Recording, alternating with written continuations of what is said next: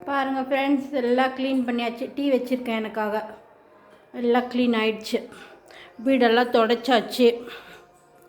எல்லாம் தொடச்சி வெராண்டாவெல்லாம் தொடச்சி எல்லாம் 2 மணிலேருந்து ஆரம்பித்து இப்போ தான் முடிஞ்சிச்சு.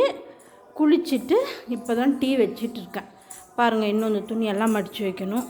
எல்லாம் தொடச்சாச்சு. பாருங்கள், க்ளீனாக தொடச்சாச்சு. பாருங்கள், எல்லாமும் தொடச்சிட்டு எல்லாம் கழுவி தொடச்சிருக்கேன். நான் நைட்டுக்கு வந்து கோலம் போட்டு வாசலுக்கு வந்து மஞ்சள் குங்குமம்லாம் வச்சுருவேன்.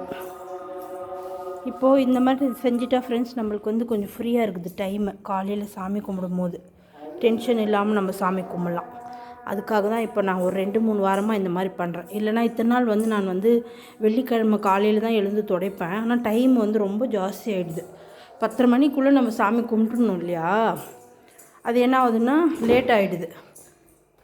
அப்புறம் ஒவ்வொரு நாள் டைம் ஆகிறதுனால நான் சரி சுக்கர ஓலையில் கும்பிட்டுக்கலாம். அதுவும் நல்லது தான்.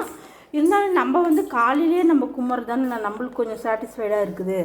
அதனால் டீ வச்சுருக்கேன் ஃப்ரெண்ட்ஸ், வாங்க குடிக்கலாம். உங்கள் வேலையெல்லாம் முடிஞ்சான்னு சொல்லுங்கள். வெயில் வைக்கல, என்ன இப்போ தான் கழுவுனால எல்லாம் இங்கேயே வச்சுட்டேன் ஃப்ரெண்ட்ஸ், வாஷிங் மிஷின் மேலேயே. ஓகே ஃப்ரெண்ட்ஸ்,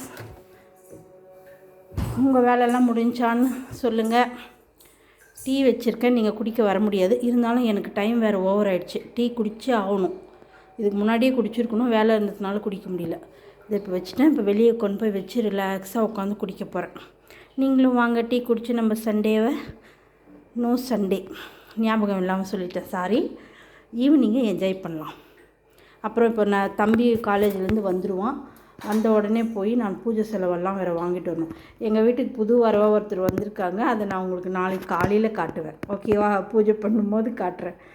அது பார்த்துட்டு எனக்கே நேற்று தான் வந்தார். அவர் ரொம்ப ஆச்சரியமாக போச்சு. திடீர்னு வந்தார். சரி, ஏதோ ஒரு நல்லது தான். அவர் நம்ம வீட்டுக்கு வர்றது எவ்வளோ பெரிய விஷயம், அதுவும் அவ்வளோ காஸ்ட்லியாக இல்லையா? ஓகே ஃப்ரெண்ட்ஸ், நாளைக்காக நான் உங்களுக்கு காட்டுறேன். ஓகே ஃப்ரெண்ட்ஸ், பாய்.